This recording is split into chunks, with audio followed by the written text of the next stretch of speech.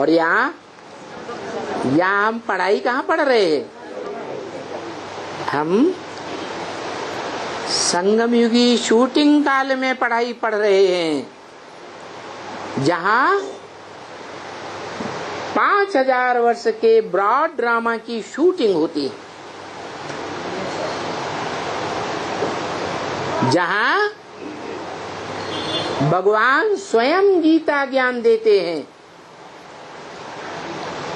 और गीता ज्ञान देकर इस सृष्टि में महाभारत युद्ध कराते हैं।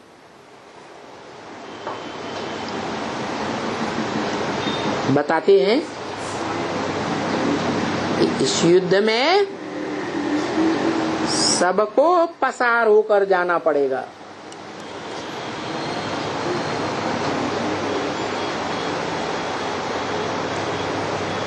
ऐसी कोई आत्मा नहीं होगी जो इस युद्ध से क्रॉस करके आगे न बढ़े। तो बताया मुरली ब्रह्म वाक्य में gateway to heaven is Mahabharat. स्वर्ग का गेट महाभारत युद्ध है।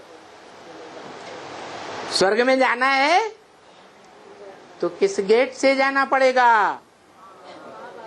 महाभारत युद्ध से पसार होना पड़ेगा। ये सत्य असत्य की लड़ाई है। क्या? धर्म और अधर्म का युद्ध है। दुनिया में अनेक प्रकार के जब धर्म फैल जाते हैं धर्म पिताओं के द्वारा, तब भगवान आकर गीता ज्ञान सुनाते हैं। सर्वधर्मान परित्यज्य, क्या? सब धर्मों को त्याग दे। तो सब धर्म कलयुग के अंत में होते हैं या द्वापर के अंत में होते हैं? उन शास्त्रकारों को तो बेचारों को पता ही नहीं है। क्या? उन्होंने तो समझ लिया कि द्वापर के अंत में महाभारत युद्ध हुआ और भगवान कृष्ण 16 कला संपूर्ण द्वापर के अंत में आ गए। बेचारे शास्त्रकार यही भूल गए कि हम विकारी मनुष्य हैं। विकारी मनुष्यों की बुद्धि विकारी होती है। विकारी बुद्धि बार बार भूल करती है। मनुष्य से ही भूल होती है या देवताओं से? तो बेचारे शास्त्रकार मनुष्य भूल गए कि शास्त्रों में तो लिखा है पहले ही सतयुग 16 कला संपूर्ण को जन्म देता है, त्रेता 14 कला को जन्म देता है और द्वापर ज्यादा से ज्यादा 8 कला वालों को जन्म देता है। और तब से तेजी से कलाएं गिरती हैं, क्योंकि कर्म इंद्रियों से कर्म करने लग पड़ते हैं। जो ब्रह्म वाक्य है मुरली में कि मनसा में भले संकल्प आए, विकल्प आए, बुरे विचार आए, लेकिन कर्म इंद्रियों से गलत काम नहीं करना है। श्रीमत के बरखिलाफ कोई काम नहीं करना है। तो द्वैतवादी युग में कर्मेंद्रियों से भी कर्म करने लग पड़ते हैं और बड़ी तेजी से नीचे गिरते हैं, पतित बनते हैं। दुनिया के सभी मनुष्य मात्र तेजी से पतित बनते हैं। तो बताया इस पतन को कोई अंतिम चरम सीमा भी होती होगी या नहीं है? इस पतन की भी एक अंतिम सीमा है। वो अंतिम सीमा आने से पहले ही वो आत्माओं का बाप इस मनुष्य सृष्टि में आ जाता है। क्या आ जाता है? या दुनिया में जैसे बच्चा आ जाता है जन्म लेकर, ऐसे आ जाता है प्रत्यक्ष रूप में या गुप्त रूप में आता है। दुनिया में भी बच्चा पहले गर्भ में,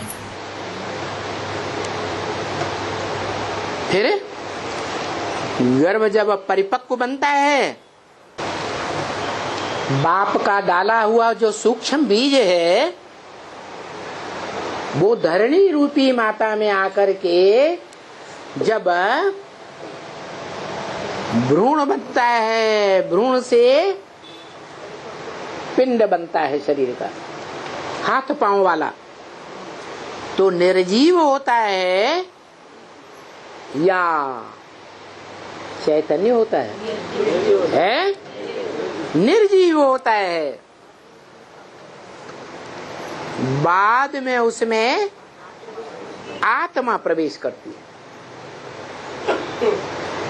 तो ये परंपरा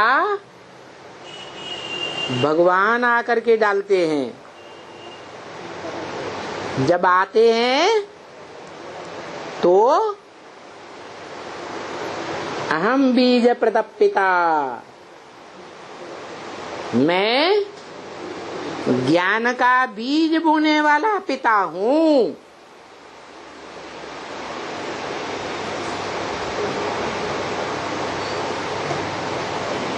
कौन सी आत्मा है? जिस आत्मा में पहले पहले ज्ञान का बीज डाला गया।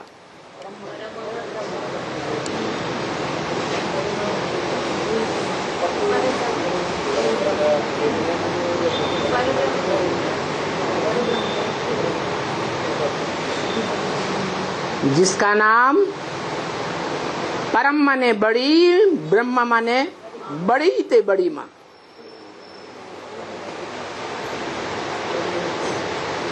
ब्रह्मा नामधारियों में भी सबसे बड़ी माँ।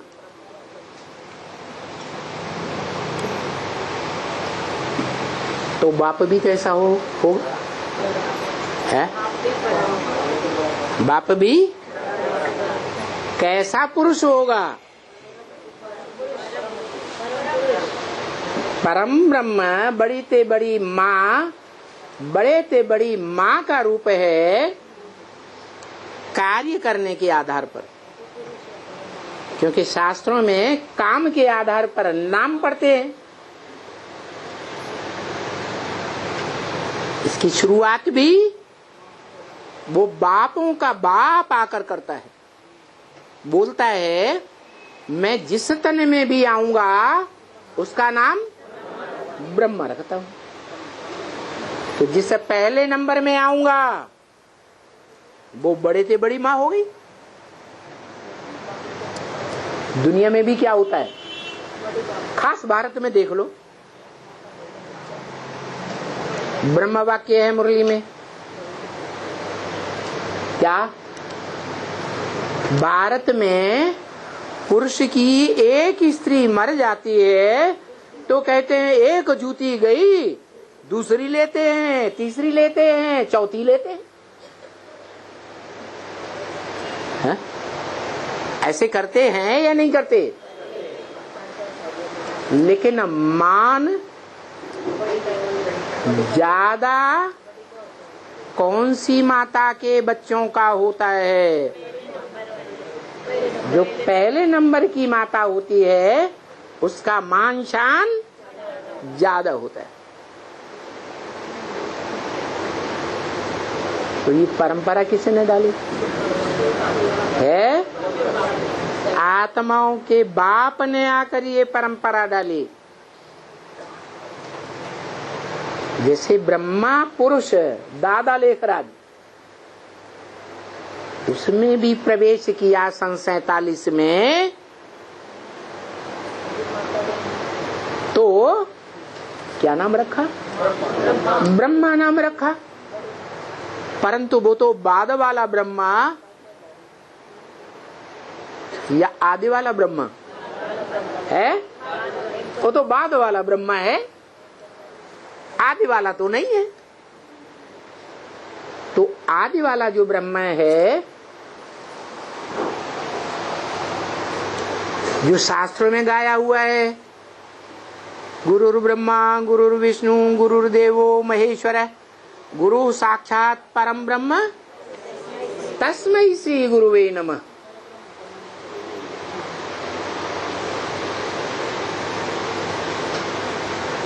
वो बड़े थे बड़ी माता जिसे परम ब्रह्म नाम दिया गया, वो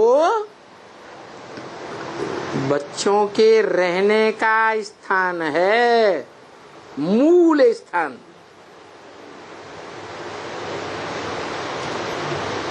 है।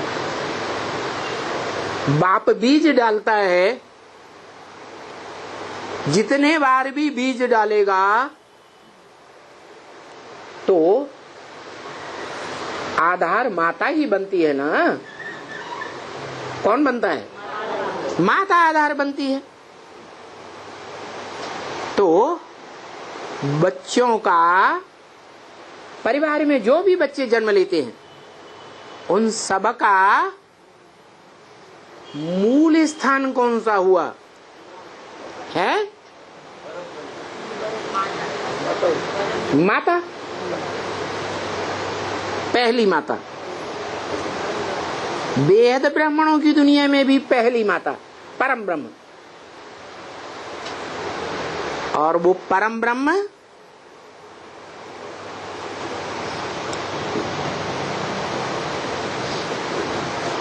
पांच सौ 700 करोड़ मनुष्य आत्माएं हैं। उनमें सबकी माता प्रैक्टिकल में या कोई विशेष आत्माओं की माता है? दुनिया में भी ऐसे ही होता है। कोई बाप के परिवार में एक के बाद एक 4 माताएं बनी हो परिवार में, तो जो पहले परिवार की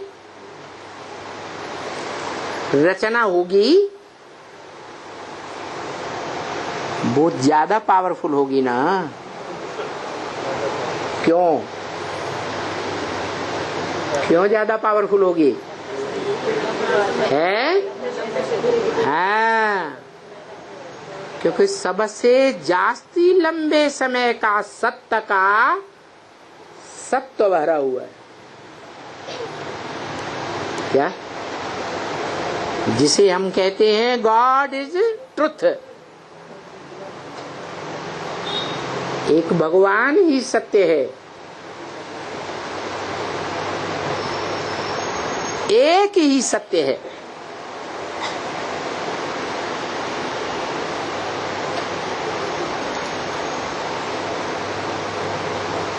उसके अलावा कोई भी सत्य नहीं है।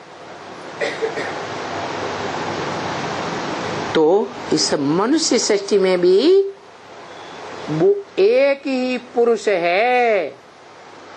पुरु माने शरीर रूपी पुरी, और श माना शयन करने वाला।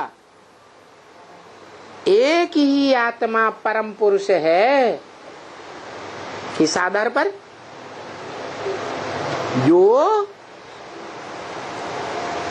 इस सारी मनुष्य सृष्टि के चक्र का ज्ञाता है। पूरे परिवार का ज्ञाता कौन होता है? बाप होता है। वो आत्माओं का बाप है क्या? देहधारी मनुष्यों का बाप नहीं, लेकिन देहधारी आत्माओं को वर्षा देने वाला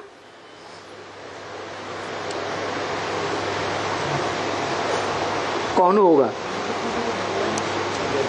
देहधारी बाप होगा या निराकारी बाप होगा? स्वर्ग का वर्षा देने वाला स्वर्ग साकार होता है या निराकार? स्वर्ग साकार होता है। साकार स्वर्ग का रचयिता साकार होगा या निराकार होगा? साकार होगा।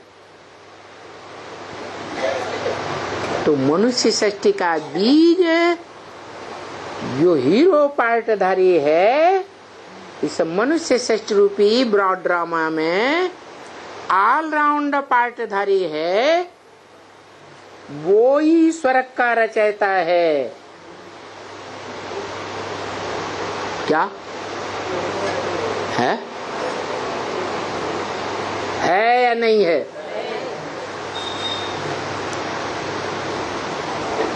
आंखें बड़ी बड़ी हो रही हो तो अभी बता दो।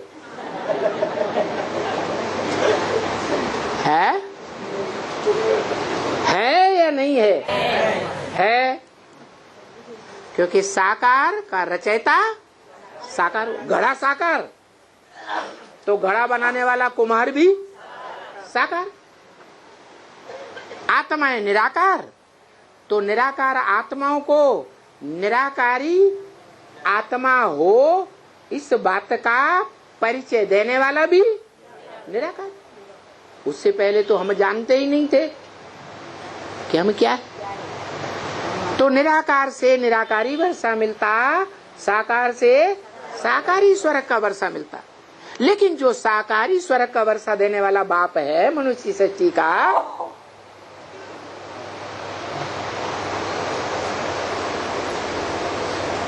वो तीनों कालों में पार्ट बजाता है कि नहीं? कलह क्लेश वाले तमो प्रधान युग में भी सुख दुख लेने और देने का पार्ट बजाता है या नहीं? तो जो दुख देता है, जो सुख लेता है, दुख लेता भी है देता भी है, तो दुख लेने और देने के टाइम पर अज्ञानी कहा जाएगा कि ज्ञानी कहा जाएगा? है? अज्ञान से दुख और ज्ञान से सुख होता है। तो जो अज्ञानी है मनुष्य सृष्टि का बीज बाप, उसको ये ज्ञान कहाँ से मिलता है कि स्वर्ग कैसे रचा जाए? अगर वो पहले से ही उसमें ज्ञान होता तो 84 के चक्र में पहले ही स्वर्ग बना देता है। बनाता है? नहीं बनाता। तो सवाल है कैसे बनाता है? कौन उसे रास्ता बताता है?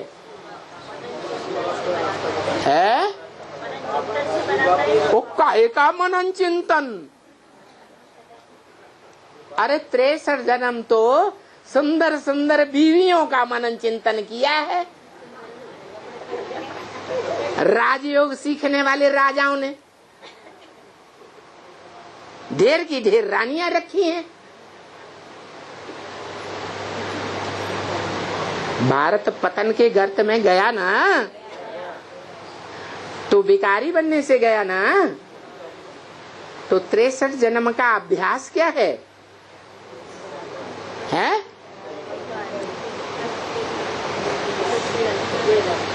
भिखारी बना, अज्ञानी बनाना, तो वो ज्ञान कौन देता है उसे? जो स्वर्ग का रचयिता दूसरे धर्म वाले भी गाते हैं, हेवनली गॉड फादर। हेवन को वर्षा, हेवन का वर्षा देने वाला फादर। फादर तो तभी होता है जब वर्षा दे। फादर सिर्फ कहे और कभी मिले ही नहीं, वो फादर कैसे हो सकता? इसलिए मुरली में बोला, सारी दुनिया की जो भी मनुष्य मात्र हैं, सबको आकर के मिलते हैं। कोई को आंखों से, ज्ञानेंद्रियों से, कोई को कर्मेंद्रियों से भी मिलते हैं, कोई को 11वीं इंद्रिय मन से साक्षात्कार हो जाता है, कोई को तीक्ष्ण बुद्धि होने के कारण पता चल जाता है कि यही बाप हो सकता है, कोई दूसरा बाप नहीं हो सकता। तो ये अखबारों से जान लेते, देखते नहीं ना, कौन सा टीवी में देखेंगे, मिलता सबको है। तो सवाल यही है कि स्वर्ग का रचयिता कौन? एक या दो? रचयिता तो बाप ही कहा जाता है, परंतु प्रवृत्ति मार्ग से सुख दुख की सृष्टि बनती है कि बिना प्रवृत्ति के बनती है? तो प्रवृत्ति चाहिए, माता चाहिए या नहीं चाहिए? तो वो परम पुरुष, परम पिता को क्या चाहिए? माता चाहिए। तो इस मनुष्य सृष्टि में जो पूरा चक्र लगाने वाली आत्मा है, तीनों कालों का चक्र लगाने वाली, उसको पता है ना कि यही काल चक्र है, यही महाकाल है जो पूरा चक्कर लगा के आता है तीनों कालों का। तब मुझे ज्ञान होता है, किसको? शिव बाप को, कि ये तीनों काल का ये चक्र में ये ऐसा ऐसा होता है। तो तीनों काल का ज्ञाता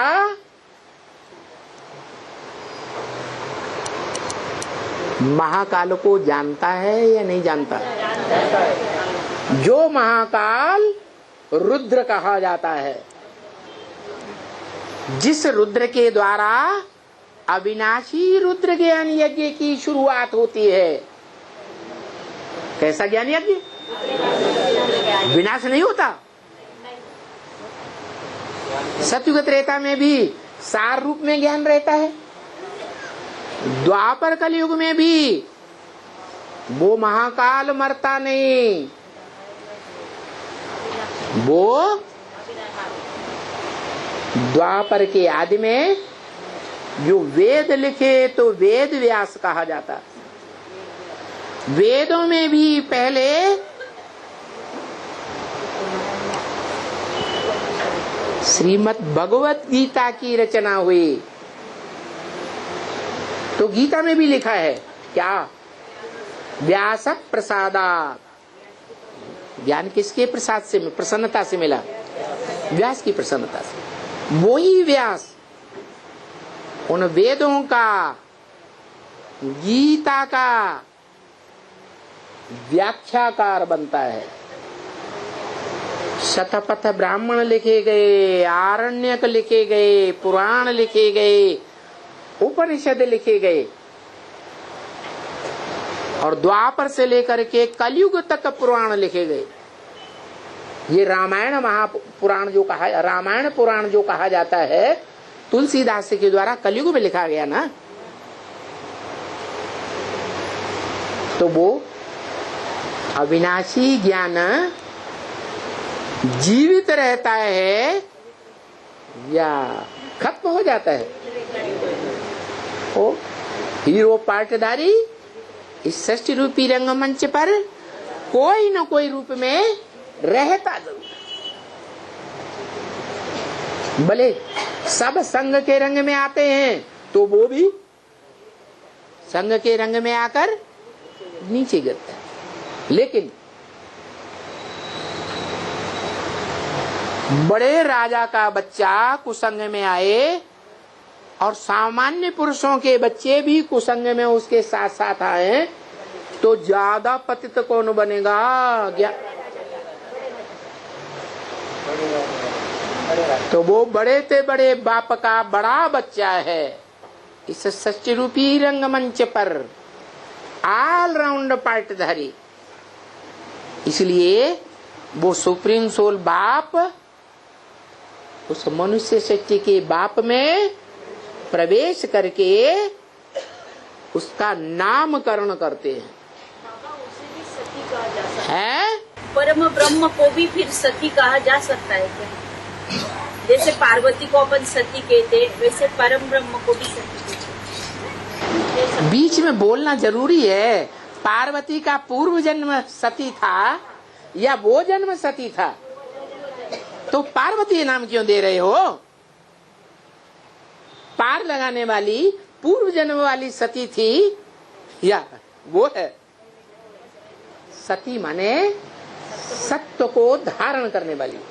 दुनिया का बड़े से बड़ा सत्य है ज्ञान, नहीं ज्ञान सर्वसम पवित्रम ही विद्यते। इस दुनिया में ज्ञान के समान, ईश्वरीय ज्ञान के समान कुछ भी पवित्र नहीं है। तो वो सती की बात है।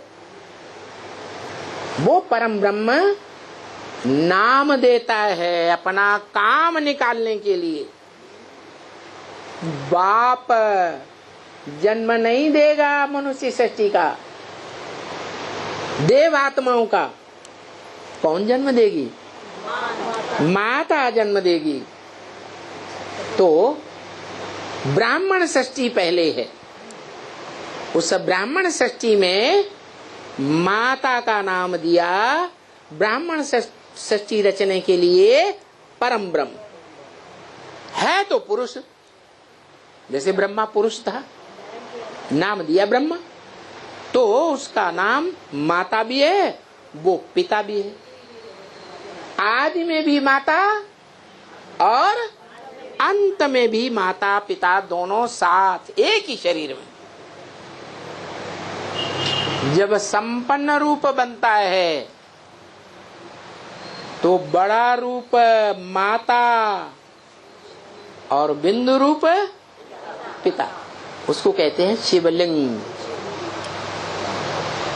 ओम शांति।